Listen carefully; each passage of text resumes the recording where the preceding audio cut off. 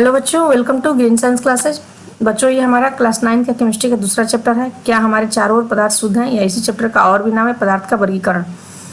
तो इस चैप्टर का हम 2 वीडियो आप लोग को बना करके दे दिए हैं। ये हमारा तीसरा वीडियो है, यानी तीसरा पार्ट है, जिसमें हम विलयन की सांद्रता निकालना आप लोग को बताएंगे कैसे निकालते हैं, और फिर आप लोग इसको क्वेश्चन देंगे, आप लोग बनाएंगे। तो इसके पहले वाले हम वीडियो में आप लोग को हम बता दिए थे कि विलयन क्या होता है, विलयन के गुण के बारे में बता दिए थे, और घुलनशीलता भी निकालना उसमें हम बताए थे कि घुलनशीलता क्या होता है और कैसे निकाला जाता है, और एग्जाम्पल देकर के आप लोग को हम समझा भी दिए थे। अब इस वीडियो में आप लोग को विलयन की सांद्रता निकालना बताएंगे। तो विलयन की सांद्रता निकालने से पहले बच्चों हम लोग को जानना हो कि विलयन क्या है। बता तो दिए हैं हम आप लोग को विलयन इसके पहले वीडियो में, लेकिन फिर एक बार और आप लोग को रिवीजन दे देते हैं विलयन क्या होता है। तो विलयन जो होता है ये 2 चीज़ों से, ये एक समांगी मिश्रण होता है। सबसे पहले क्या होता है, ये विलयन एक समांगी मिश्रण होता है। इसको अगर हम घोल देते हैं तो घोलने के बाद इसके जो कण होते हैं नीचे बैठते नहीं है, पेंदी में आपको खुली आंखों से नहीं दिखते हैं। ये बिल्कुल विलयन पारदर्शिता होता है। और विलयन जो होता है 2 चीज़ों से मिलकर बना होता है। उसमें क्या होता है, एक विलय होता है और विलायक होता है। विलय क्या है, तो जिस पदार्थ को हम घोलते हैं उसे हम क्या कहते हैं, विलय। जिसमें घोला जाता है, जिस द्रव में घोला जाएगा उसे विलायक कहेंगे, और जिस चीज़ को घोलते हैं उसे हम विलय कहते हैं।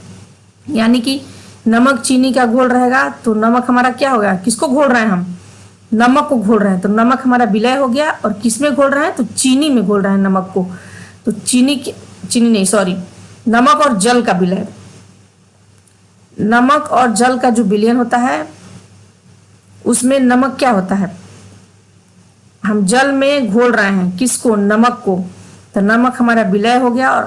और नमक किस में घोला जा रहा है, तो जल में, तो जल क्या हो गया, विलायक हो गया। यानी कि विलयन जो होता है 2 चीज़ों से मिलकर होता है, विलय और विलायक से। तो विलय उसमें क्या होता है, घुला रहता है। इसी चीज को आप यहाँ देखेंगे सांद्रता में क्या है।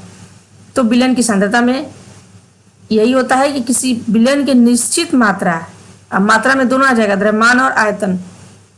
किसी विलयन की निश्चित मात्रा में घुले हुए विलय की मात्रा को उस विलयन की सांद्रता कहते हैं। अब इसको ऐसे समझिए कि मान लीजिए कि एक विलयन है, उसमें एक विलयन की निश्चित मात्रा दिया हुआ है, उसमें कितनी विलय की कितनी मात्रा है, यानी कि उस विलयन में कितनी मात्रा में विलय घुला हुआ है, उससे ही उस विलयन की हम सांद्रता कहते हैं। यानी कि ये पूरा किस पे डिपेंड कर रहा है, विलयन की सांद्रता, विलय की मात्रा पे।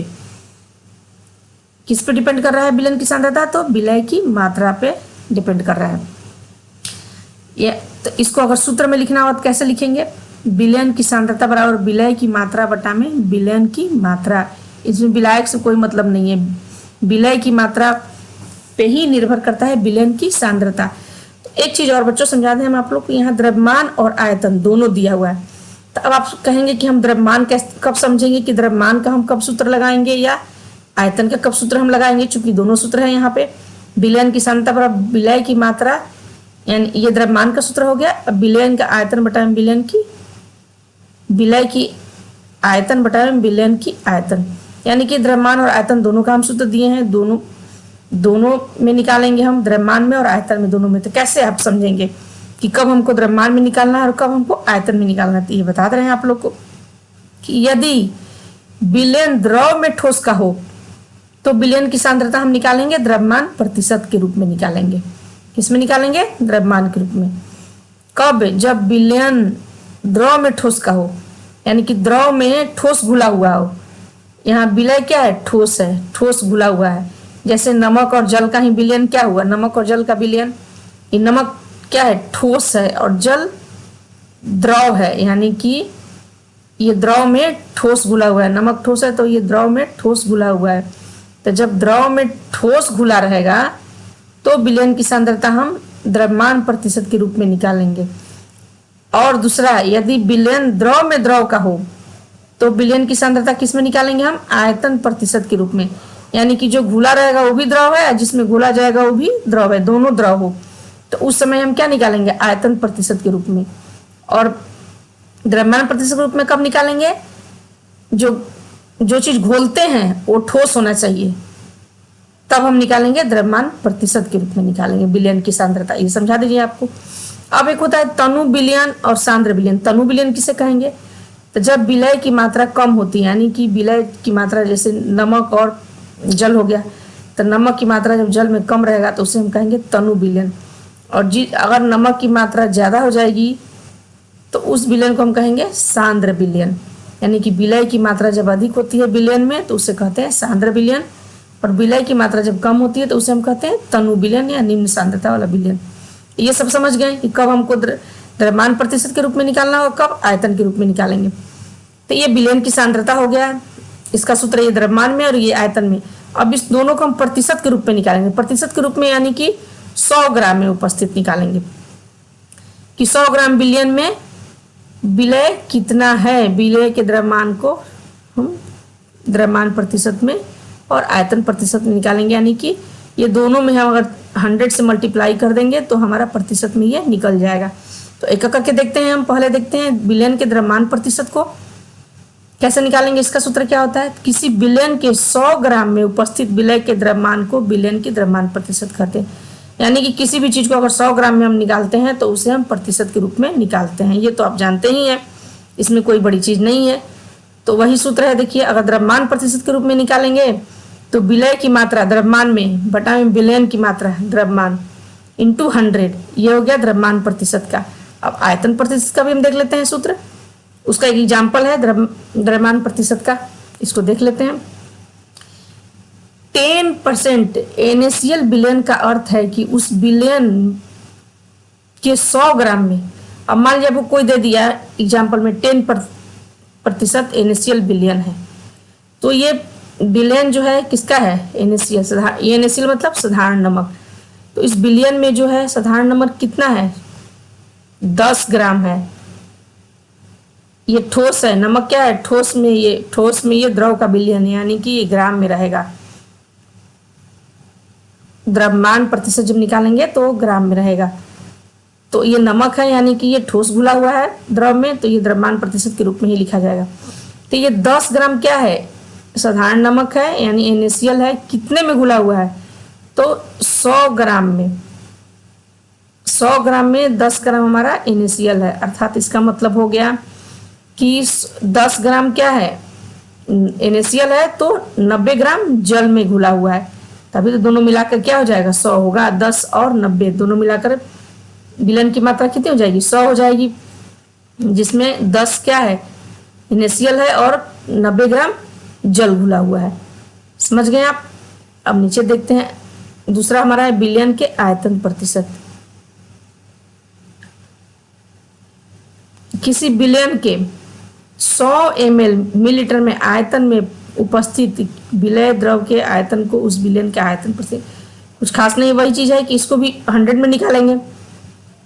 प्रतिशत में निकालना है मतलब 100 में निकालेंगे। तो विलयन का आयतन प्रतिशत हो गया कैसे? विलय का द्रव्यमान, विलय द्रव का आयतन, विलयन का आयतन इंटू 100। देखिए 10% H2SO4 अम्ल का अर्थ है कि उस विलयन के 100 ml में 10 ml H2SO4 अम्ल घुला हुआ है, अर्थात 10 ml क्या है? H2SO4 है और 90 ml जल है। कहने का मतलब कि H2SO4 अम्ल भी द्रव है और ये किसमें घुला हुआ है? जल में घुला हुआ है, यानी कि दोनों है। द्रव में द्रव का घोल है, ये द्रव में द्रव का ये विलयन है, तो ये आयतन प्रतिशत में निकलेगा। सबसे पहले इसको समझिए। अब 10% H2SO4 कहने का मतलब कि इसमें 10 ml जो है आयतन है तो मिलीलीटर में होगा। 10 ml क्या है? H2SO4 है, यानी कि सल्फ्यूरिक अम्ल है। किसमें? 100 ml में 10 ml H2SO4 है, तो 10 ml जब हो गया H2SO4 तो कितना बचा? 90 बचा 100 में से, तो 90 ml इसमें क्या हो गया? जल हो गया, यानी कि 10 ml H2SO4 90 ml जल में घुला हुआ है। यही चीज यहाँ भी हम बताए थे। जैसे मान लीजिए कि यहाँ रहता कि 10% नमक, विलयन का अर्थ क्या हो गया? तो 10% नमक का मतलब होगा कि 10 ग्राम नमक को हम घोले हैं कितना में? 90 ग्राम जल में घोल रहे हैं। तब 10 और 90 मिलकर कितना हो जाएगा? 100 ग्राम। विलयन कितना का है? 100 ग्राम का ही है, तभी तो उसमें 10 ग्राम नमक हो गया और 90 ग्राम जल हो गया। तो यही हमारा हो गया दोनों। एक हो गया हमारा कौन सा? ये आपका हो गया बिलियन का द्रव्यमान प्रतिशत निकालने का सूत्र, और दूसरा हो गया ये आयतन प्रतिशत निकालने का सूत्र। एक एग्जाम्पल, दोनों का एक एक एग्जाम्पल हम दे रहे हैं, बाकी आपको खुद से बनाना होगा। 1 बिलियन के 320 ग्राम विलायक जल में 40 ग्राम साधारण नमक विलय है, विलयन की सांद्रता का परिकलन करें। यानी कि विलयन के 320 ग्राम विलायक का दिया हुआ है मात्रा, कितना दिया है 320 ग्राम, और 40 ग्राम साधारण नमक विलय है, यानी कि विलय की ही मात्रा दिया हुआ है। विलय का द्रव्यमान कितना दिया है 40 ग्राम, लेकिन हमारा जो सूत्र होता है उसमें विलय और विलयन की जरूरत होती है, विलायक की नहीं। जो हमारा सूत्र होता है उसमें विलय का होता है जरूरत और विलयन का, लेकिन इसमें विलयन नहीं दिया है, हमें विलायक दिया और विलय दिया है। तो जब विलायक और विलय दिया हुआ है तो हम विलयन निकाल लेंगे, क्योंकि दोनों के योग के बराबर ही क्या होता है, विलयन की मात्रा होती है। विलय प्लस विलायक बराबर विलयन की मात्रा होती है। तो विलायक कितना है 320 है और विलय 40 है, दोनों को जोड़ दिए तो विलयन की ये मात्रा निकल गई 360 ग्राम। तो अब हम विलयन की सांद्रता निकाल रहे हैं। विलयन की सांद्रता कैसे निकालेंगे, अब ये भी देखेंगे किस, ये ग्राम में है यानी कि द्रव्यमान में है, द्रव्यमान प्रतिशत, ये तो साफ देखने से ही पता चल रहा है। या फिर साधारण नमक है तो क्या है, साधारण नमक ठोस है और जल क्या है द्रव है, तो ठोस में जल का हो रहा है यानी कि द्रव्यमान प्रतिशत। ग्राम में भी दिया है तो इससे भी आप समझ जाएंगे कि ये द्रव्यमान प्रतिशत में है। तो उसका सूत्र लगा दिए और सूत्र पे ये निकाल दिए, आंसर आ गया। विलयन की सांद्रता द्रव्यमान प्रतिशत बराबर। एक आपको आयतन वाला भी दिखा दे रहा है।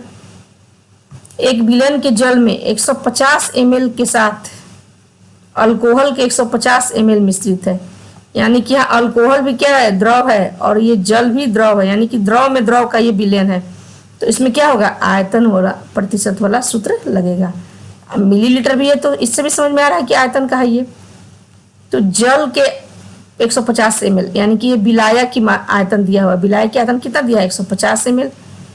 एल्कोहल के 50 ml मिश्रित है, यानी कि एल्कोहल जो है 50 ml, इसमें 150 ml जल में 50 ml एल्कोहल घुला हुआ है। तो क्या घुला हुआ है, ये अल्कोहल घुला हुआ है, तो विलय क्या हो गया अल्कोहल हो गया।